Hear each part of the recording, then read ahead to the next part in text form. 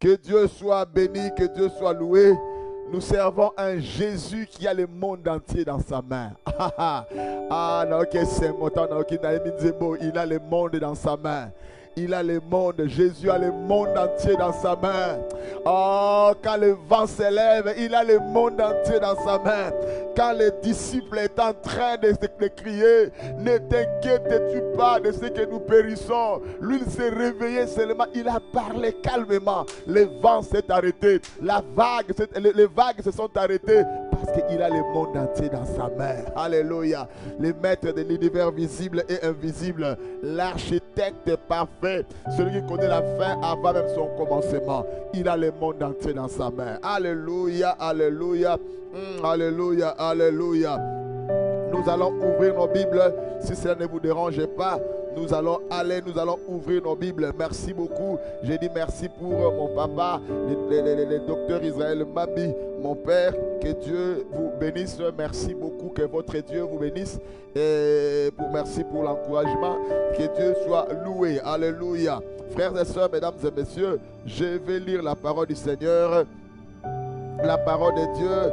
Nous allons partager pendant ces moments ici qui nous restent. Nous allons partager la parole de Dieu. Alléluia. Frères et sœurs, mesdames et messieurs, nous allons lire la Bible dans les livres de comment on appelle ça, 1 Samuel. Je m'excuse. C'est 1 Samuel chapitre 17. Nous allons lire 1 Samuel chapitre 17. 1 Samuel 17, nous allons lire la parole de Dieu tous ensemble comme un seul homme. Alléluia. Que Dieu soit loué, que Dieu soit béni. 1 Samuel 17, à partir du verset 42. 1 Samuel 17, nous allons lire ceci. À partir du verset 42, la Bible déclare que les Philistins regardant lorsqu'il aperçut David, il le méprisa et ne voyait en lui qu'un enfant blond et d'une belle figure. Les Philistins dirent à David, suis-je un chien pour que tu viennes à moi avec des bâtons? Et après l'avoir maudit par ses dieux, il ajouta, viens vers moi, je donnerai ta chair aux oiseaux du ciel et aux bêtes des champs. David dit aux Philistins, tu marches contre moi avec l'épée et la lance, moi l'épée, la lance et le javelot. Moi, je marche contre toi au nom de l'Éternel des armées, du Dieu d'Israël, que toi tu as insulté. Aujourd'hui, l'Éternel te livrera entre mes mains et je te battrai. Et je te couperai la tête. Aujourd'hui, je donnerai les cadavres des Philistins, du camp des Philistins, aux oiseaux du ciel et aux animaux de la terre. Et toute la terre saura qu'Israël a un Dieu. Et toute cette multitude saura que ce n'est ni par l'épée, ni par la lance que l'Éternel les sauve. Car la victoire appartient à l'Éternel. Il vous livre entre nos mains. Bien-aimés, car la victoire appartient à l'Éternel. Frères et sœurs, la victoire appartient à l'Éternel. C'est cela, ce que je vais développer. La victoire appartient à l'Éternel. Frères et sœurs, mesdames et messieurs, citoyennes et citoyens du royaume, quand en lisant ces passages ici de l'Écriture, nous connaissons l'histoire. Nous parlons de David, nous parlons de Goliath et de Goliath. Et dans Romains chapitre 10, 8 à 9, la Bible déclare qu'elle ne dit pas, la Bible dit ceci, je vais lire ce passage, j'aime bien cela. Romains chapitre 10, verset, la Bible dit, que dit-elle donc? La parole est près de toi, dans ta bouche, dans ton cœur. Or, c'est la parole de la foi que nous prêchons. Si tu confesses de ta bouche, alléluia. Frères et sœurs, mesdames et messieurs, Romains chapitre 10, 8 à 9, la Bible déclare, David c'était le peuple qui était en guerre contre les Philistins. L'armée de l'Éternel était en guerre et personne ne pouvait avancer. D'un côté, il y avait deux montagnes. Entre les deux montagnes, il y avait une vallée au milieu. Il y avait d'un côté Saül et toute l'armée d'Israël. De l'autre côté, il y avait les Philistins. Frères et sœurs, mesdames et messieurs, jusqu'à ce qu'ils étaient surpris de voir un ennemi. Donc, je ne serai pas faute de temps, je vais juste aller dire l'essentiel. La Bible dit qu'il y avait un géant, un champion. Un homme, un géant, un gabarit. Donc, bien aimé, un géant qu'on appelle Goliath. Ce monsieur-là est sorti, il a dit à Israël, il a dit, non, il a commencé à insulter, à minimiser l'armée de l'Éternel en disant que tel que vous êtes là, vous êtes des esclaves de Saül. Il a commencé à insulter l'armée de Dieu.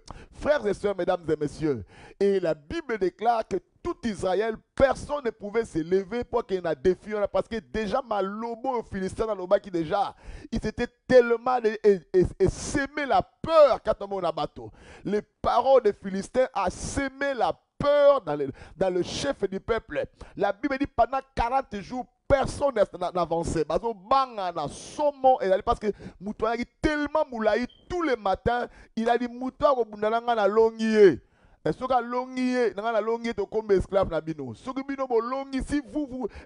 cet homme-là, si moi si je le renverse, vous serez nos esclaves. Bien aimé, qui allait prendre cette responsabilité? Qui allait décider?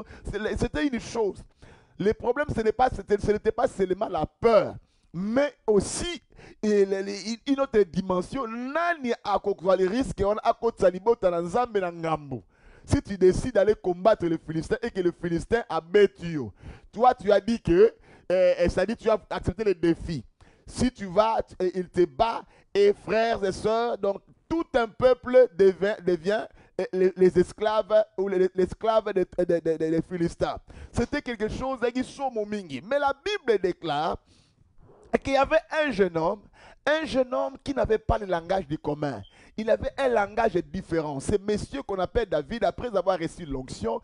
Vous connaissez l'histoire, je vais couper ça très à court. Bien aimé, la Bible déclare que David s'est pointé à l'horizon. Il a vu les géants en train d'insulter l'armée de l'Éternel et personne ne pouvait se lever pour relever les défis de Goliath. Tout le monde est reculé. Frères et sœurs, mesdames et messieurs, David a dit, moi je me battrai contre cet homme ici, moi je vais le renverser. Moi je vais renverser cet homme. Ah, on a minimisé David.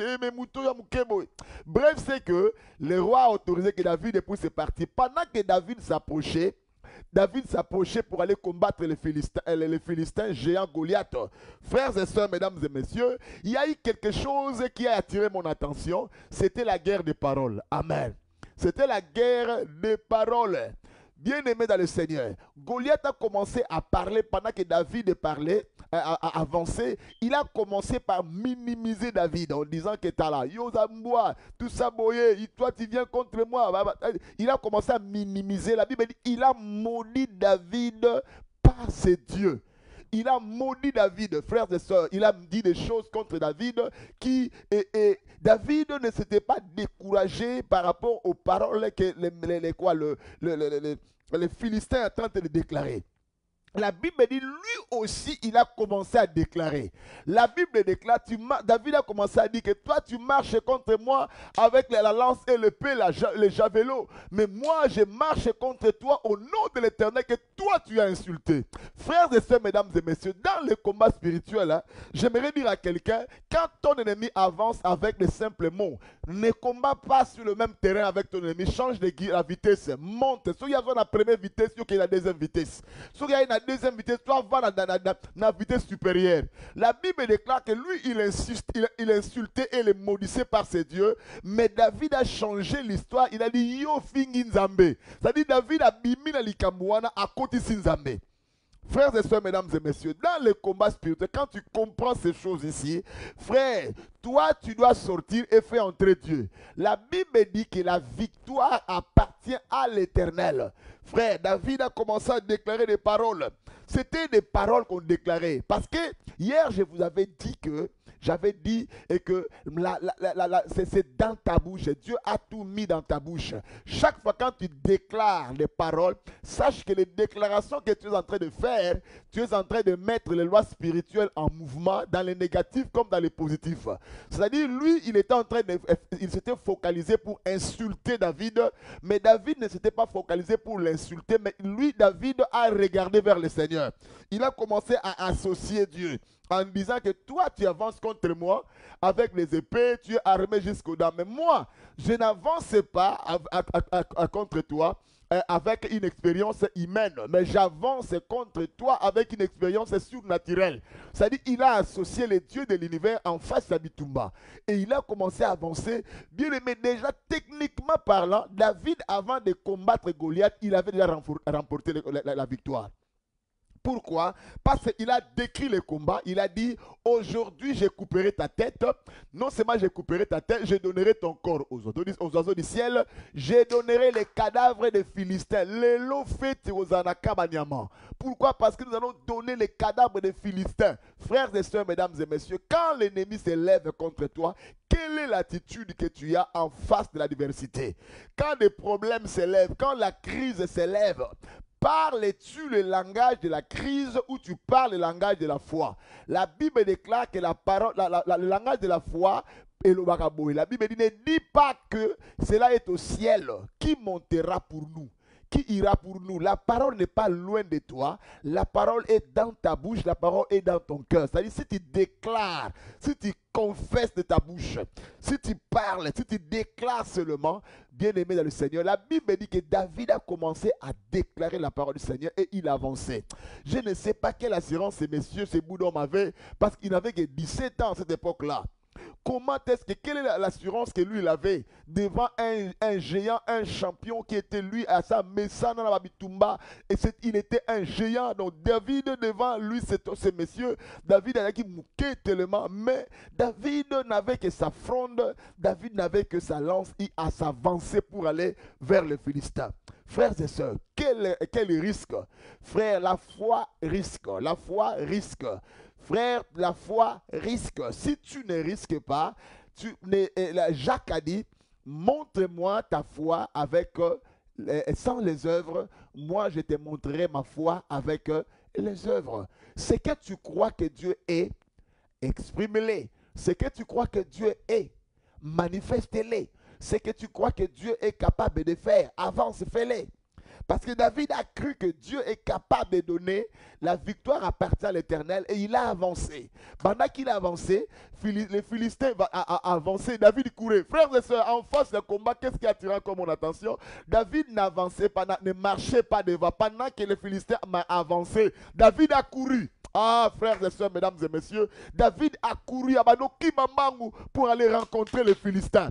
Il y avait un temps, frères et sœurs, mesdames et messieurs, là où nous sommes, au point où nous sommes arrivés, il est important de comprendre que quand l'ennemi s'élève contre toi, à un certain niveau dans la vie, tu ne dois pas marcher à la vitesse de l'ennemi. Nous devons marcher à une vitesse supérieure. Goliath a avancé, mais David courait. Vous comprenez la différence? Goliath a avancé, mais David courait. Je suis en train de dire à quelqu'un, la parole de Dieu court avec vitesse. La parole de Dieu ne marche pas. La parole de Dieu court. Frère, quand la parole de Dieu est déclarée, la parole de Dieu, quand ça entre en action, ça ne vient pas, ça ne marche pas, mais la parole de Dieu court avec vitesse. Parce qu'il avait déclaré qu'aujourd'hui l'Éternel Dieu te donnera à Opesa Yongana au Katomutu. Il a commencé à courir parce qu'il a commencé à marcher à la vitesse de la parole qu'il a déclarée. Frères et sœurs, je viens de dire à quelqu'un, tu es appelé à marcher à la vitesse de la parole, de la manière dont la parole court. Toi aussi, tu dois courir. Il y a des décisions que tu dois prendre parce que tu fais confiance à la parole du Seigneur. Marche à la vitesse de la parole. Frères et sœurs, il y a beaucoup de choses qui vont venir encore. Mais nous croyons que maintenant, les gens qui vont vaincre en ce temps ici, ils vont marcher à la vitesse il y a temps. la vitesse de la saison. La saison, chaque saison vient toujours avec ses vitesses, avec ses réalités. Il y a une vitesse qui accompagne la saison. Si tu veux vaincre, et si tu as, comment on dit, si tu veux vaincre, tu dois t'accommoder à la vitesse de la saison. La saison est en train d'avancer avec vitesse. La saison ne t'attendra pas, mais c'est à toi qui dois t'adapter à la vitesse. Parce que David avait libéré la parole, il a compris que la parole de Dieu court avec vitesse, il a commencé à marcher à la vitesse de la parole pour aller à rencontrer l'ennemi. Frères et sœurs, il a commencé à courir. Il est allé à la vitesse de la parole, à Poussani. Et pendant ces moments-là, Goliath était en train de minimiser. Il était tellement sûr. David a entré sa main dans son gibecière. Il a lancé seulement une pierre. Frères et sœurs, dans la formule ligne, lance na bambi mutulibanga et toboli ekot nakati. Frères et sœurs, mesdames et messieurs, ça ce n'était pas une pierre normale. Parce que David avait dit la victoire appartient à l'Éternel. Donc c'est-à-dire que le Seigneur lui-même s'est chargé. La vie d'Abouaka qui sur le plan naturel, c'était une pierre au balancé parce qu'il jetait. Mais dans le monde de l'esprit, ce n'était pas une pierre ordinaire. C'était lui-même le Seigneur qui a accompagné cette histoire-là parce que le Seigneur était déjà engagé dans le combat. Donc il a engagé le Seigneur en disant que la victoire ne m'appartient pas moi David, la victoire n'appartient pas à Saül, la victoire n'appartient pas à l'armée d'Israël, mais la victoire appartient au propriétaire de l'armée de l'Éternel. C'est-à-dire c'est l'Éternel lui-même. Frère, la bataille ne t'appartient pas. Tu es en train de courir, de faire beaucoup de choses. Tu es en train de te lamenter pour beaucoup de choses. Mais tu dois comprendre que ça bitumba musuna vie babundango yomoko et ça bitumba musuna vie tu ne peux pas combattre ça seul, il faut engager le Seigneur. Et quand on engage le Seigneur, la Bible déclare avec le Seigneur nous ferons des exploits et il écrasera. C'est le Seigneur qui a écrasé Goliath. Donc dans le visible on voyait David, mais dans l'invisible c'était l'armée de l'Éternel qui combattait pour Israël.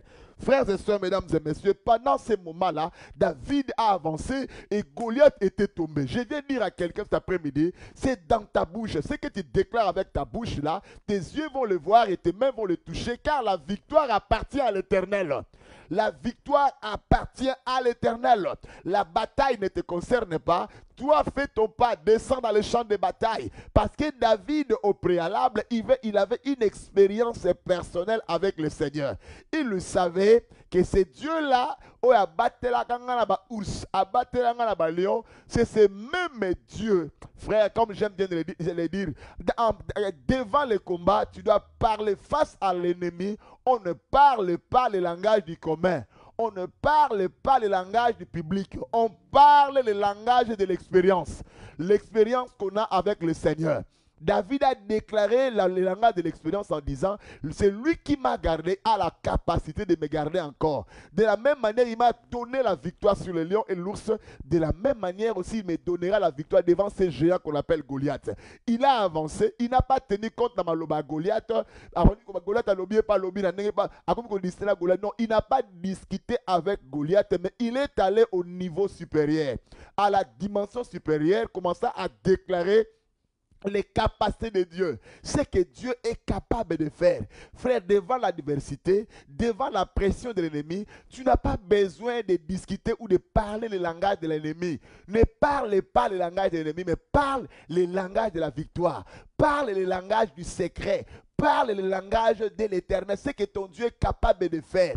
David a déclaré ce que son Dieu est capable de faire. Pourquoi?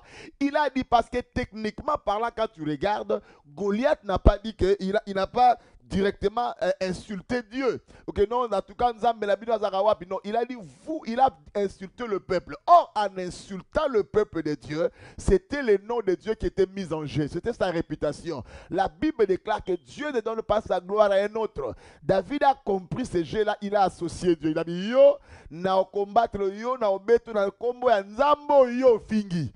C'est-à-dire, il est sorti du contexte du combat et il a introduit Dieu. Frères et sœurs, mesdames et messieurs, quand tu sors du contexte Abitumba, aux inzambo introduits, Dieu deviendra ton avant-garde, Dieu deviendra ton bouclier, Dieu s'élèvera lui-même pour accomplir, parce que Dieu n'est pas un homme pour mentir. Dieu n'est pas un homme pour mentir, frères et sœurs, mesdames et messieurs. Dieu n'est pas comme toi, mais Dieu est Dieu. Dieu ne donne jamais sa gloire à un autre. C'était son peuple, mais le peuple, frère, j'ai compris une chose. La foi et le courage marchent ensemble. Il y a certaines personnes qui ont la foi, mais qui ont encore peur. Frère, tu peux avoir la foi, mais tu as aussi besoin du courage. Parce que David a pris le courage, il s'est ressaisi, il s'est levé, il a avancé contre Goliath. Goliath était renversé par la puissance du nom de Jésus. Parce que déjà, avant Bitumbe Salama, David s'allonga Goliath. Donc dans l'invisible, frère, c'est-à-dire David avait déjà vaincu Goliath quand il disait que c'est-à-dire que déjà il avait engagé les lois spirituelles. Les lois spirituelles étaient déjà mises en mouvement. Vous allez remarquer que Goliath avait dit à David, il a minimisé David. Mais David ne s'est limité pas là. David s'est dit tout simplement en disant que et puis ma collègue c'est-à-dire qu'il s'est engagé dans la direction, il a engagé le Seigneur. Lui, il est allé dans la particularité, mais David était dans la généralité. Il les a tous associés, il les a tous mis dans un même sac. Parce que le Seigneur, imagine-toi 40 jours, 40 nuits, personne n'avançait, personne ne faisait rien. Mais un jeune homme de 17 ans s'est levé, il a déclaré la parole et la victoire s'est manifestée. Frère, cet après-midi, je vais dire à quelqu'un, la victoire appartient à l'Éternel. Peu importe ce que tu vois, la victoire appartient à l'Éternel. Les combats, la bataille, la victoire appartient à l'Éternel. Peu importe la taille de l'adversité, peu importe les combats que tu es en train de faire face maintenant, j'aimerais te dire une chose, bien aimé le Seigneur, la victoire appartient à l'Éternel. Frère, la Bible dit, on jette les sorts sur le pan d'une robe, mais la délivrance appartient à l'Éternel. La délivrance appartient à l'Éternel, Dieu des armées. L'Éternel a le contrôle de ce que toi tu maîtrises. Il a le contrôle de ce que toi tu ne maîtrises pas. C'est-à-dire ce que toi tu vois, Dieu le contrôle. Ce que toi tu ne vois pas, Dieu aussi le contrôle. Bien aimé, Covid-19, c'était un ennemi invisible, mais pas invincible. Dieu a le contrôle de tes choses. Ce que toi tu ne vois pas, Dieu le voit. Là où tu n'es pas encore arrivé, Dieu est déjà arrivé. Frère, il est l'Éternel des armées. David s'est engagé dans les champs de bataille et le Seigneur a engagé l'armée de l'Éternel. L'armée de l'Éternel est descendue pour anéantir. Frères et sœurs, mesdames et messieurs, j'aimerais finir pour dire à quelqu'un, tu n'as pas besoin d'avoir peur. Ne regarde pas la taille de l'adversaire. Dans les combats de la vie, qu'est-ce qui importe? Ce n'est pas la taille de l'ennemi qui importe, mais c'est la taille de celui qui marche avec toi. Amen.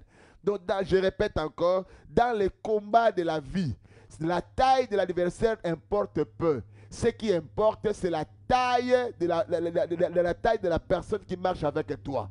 David marchait avec le Seigneur, il avait de l'assurance, il s'est appuyé sur Christ, bien aimé Seigneur. Celui qui s'appuie sur Jésus-Christ, peu importe ce qu'il va expérimenter, Christ se défend lui-même. Christ veille sur sa parole pour l'accomplir. C'est pourquoi je vais dire à quelqu'un, tu n'as pas à regarder la taille de l'adversité, tu n'as pas à regarder le temps que cela a pris, mais regarde celui qui t'a fait la promesse, celui qui marche avec toi. Car avec le Seigneur, c'est la majorité. Car avec le Seigneur, mon Dieu, mon bien-aimé le Seigneur, nous allons faire des exploits. David a pris conscience, il a avancé. Quels sont les défis qui sont devant toi? Quels sont les défis de ta vie, bien-aimé Seigneur? J'aimerais te dire une chose. Comment te prends-tu face à ces défis-là? Est-ce que tu parles le langage de l'ennemi? Tu parles le langage des circonstances? Tu parles le langage de l'environnement? Quel langage tu parles? Parle le langage qui associe Dieu. Un langage qui donne le Dieu, qui crée le boulevard à Dieu pour qu'il puisse passer. Quand Dieu se fraye un chemin, quand tu frayes un chemin, pour que Dieu passe, mon frère, ma soeur, sache que la victoire sera toujours certaine. Bien-aimé dans le Seigneur, je vais finir pour dire à quelqu'un, la victoire appartient à Dieu. Nous sommes dans un monde de défis, le monde est plein de défis, mais sache que la victoire appartient à l'Éternel. Cet ennemi-là que tu vois là, au Katemutu, Cet ennemi-là que tu vois, il sera renversé. Goliath sera renversé. Le Goliath de ta vie sera renversé. Je ne sais pas, c'est une maladie qui se pointe à l'horizon. Elle sera renversée. Je ne sais pas qu'est-ce qui te tourmente. Cette situation sera renversée car la victoire appartient à l'Éternel. Tu as beaucoup pleuré, tu as beaucoup gêné, c'est comme si rien ne marche. Change maintenant de stratégie. Ne parle pas le langage de tout le monde. N'avance pas avec le langage de tout le monde. Parle le langage de la minorité. Parle ce langage-là. Parle le langage de Dieu. C'est lui qui t'a envoyé. Goliath a parlé, mais David aussi a parlé. Quand les circonstances te parlent, ne ferme pas ta bouche, parle. Quand la maladie te dit que non, tu vas mourir, Yopé Telema déclare la parole. César guerre, il y a parole. Quand le monde te dit que Yoko échoué, ne reste pas là pour dire sans effet. Sans effet, n'a échoué. Sans effet, là, quand vous dites ça, sans effet, c'est quoi? Déclare la parole du Seigneur. Parle le langage de la parole qui te donnera la victoire, qui te sortira de cette situation-là. Frères et sœurs, je finis pour dire à quelqu'un, nous allons prier maintenant. Osambe Lanzambe, Loba Lanzambe, merci. Si tu avais des langages qui te diminuaient face à l'adversité, face à l'ennemi, maintenant tu peux changer de langage. On a annoncé d'autres pandémies qui arrivent. Yoko langage, la pandémie, on a été. Parle le langage de Dieu qui te protégera même au milieu du danger. Allez, commence à déclarer la parole du Seigneur. Alléluia. Alléluia. Commence à parler. Déclare la parole en face de l'ennemi. Lobanzambe, je déclare au nom de Jésus-Christ de Nazareth. La victoire t'appartient. La Bible dit, ce n'est ni par toute la terre saura que ce n'est ni par le paix, ni par la lance que l'Éternel sauve. Car la victoire appartient à l'Éternel. Comment la victoire t'appartient.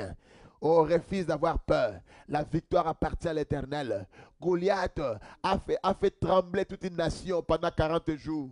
Mais David a renversé Goliath en un seul jour. Seulement dans l'espace à quelques heures tout simplement. Goliath était déjà renversé. Bien les frères et sœurs, mesdames et messieurs. Oh, alléluia. Rebaska brakerobo shinda. Rekalabaska meskebro. Rukabashkinduru baba. La victoire appartient à l'Éternel. La victoire appartient à l'Éternel. Ce n'est ni par le paix, ni par la lance que l'Éternel est sauve. Car la victoire appartient à l'Éternel. La victoire appartient à l'Éternel. Confesse la parole. La parole n'est pas loin de toi. La parole est dans ta bouche. La parole est dans ton cœur. Confesse seulement. Quelles sont les circonstances? Qu'est-ce que le langage des circonstances? Quelles sont les circonstances qui se pointent à l'horizon devant toi? Commence à déclarer la parole de Dieu. Déclare la parole, déclare la parole, déclare la parole, déclare la parole, déclare la parole. La victoire appartient à l'Éternel. La victoire appartient à l'Éternel. La victoire appartient à l'Éternel. La victoire appartient à l'Éternel. Rebaskabra. La victoire n'appartient pas à mes ennemis. La victoire n'appartient pas à la maladie. La victoire n'appartient pas aux circonstances. Mais la victoire appartient à l'Éternel. La victoire appartient à l'Éternel. Je viens dire à quelqu'un, la victoire appartient à l'Éternel. La victoire appartient à Jésus. Alléluia. Au nom de Jésus. Alléluia. Crois en ce que tu dis et déclare-le de ta bouche. Tu le verras de tes yeux. Ça va s'accomplir. La victoire appartient à l'Éternel. Oh, alléluia, Rebaskabra. La victoire appartient à l'Éternel. Je dis à quelqu'un, la victoire appartient à l'Éternel. Change de vitesse. Change de vitesse. Change ton parler, ta façon de parler, la façon de voir les choses. Éduque ta mentalité. Éduque ta psychologie. Déclare que la victoire appartient à l'Éternel. Alléluia. Alléluia. Ce n'est ni par le paix, ni par la lance que l'Éternel sauve, car la victoire appartient à l'Éternel. Alléluia. Rebaskata là-bas. Avant le combat, David avait déjà la victoire, avait déjà l'ennemi dans sa main. Il a déjà renversé l'ennemi avant même le combat, parce que la parole gouverne le monde. La parole influence l'univers visible et invisible. Alléluia. Merci Seigneur. Continue à déclarer la parole. La victoire appartient à l'Éternel. Ton Goliath va tomber. Je déclare que ton Goliath va tomber. Au nom puissant de Jésus. Alléluia. Père, j'ai prié au nom puissant de Jésus. Je ne sais pas quelles sont les circonstances de ta vie. J'aimerais que tu poses, tu pries avec moi. Tu touches, si tu as un problème de santé, tu touches là où tu as mal. Si tu as quelqu'un qui souffre, tu vas toucher ton cœur, tu penses à lui. Et je vais prier le Seigneur. S'il y a un problème financier, il y a un problème de blocage, s'il y a un combat qui s'élève dans la famille, je vais prier le Seigneur pour que Dieu puisse s'élever. Seigneur, la victoire t'appartient. Je viens prier au nom de Jésus. Je viens prier pour mon frère. Je viens prier pour ma soeur. Dans le nom puissant de Jésus-Christ de Nazareth, je viens déclarer par la puissance du nom de Jésus que toute influence du mal puisse te lâcher. J'ai prié pour la guérison. J'ai prié pour la restauration de ta santé. Que Dieu restaure ton foyer. Que Dieu restaure ta famille. Que Dieu restaure ton ménage. J'ai prié maintenant au nom de Jésus que toute maladie disparaisse des corps. Que la peur disparaisse des corps. Je déclare au nom de Jésus, sois guéri de cette maladie. Sois guéri de cette maladie. Que la peur s'éloigne de toi. Je déclare la protection de ta famille.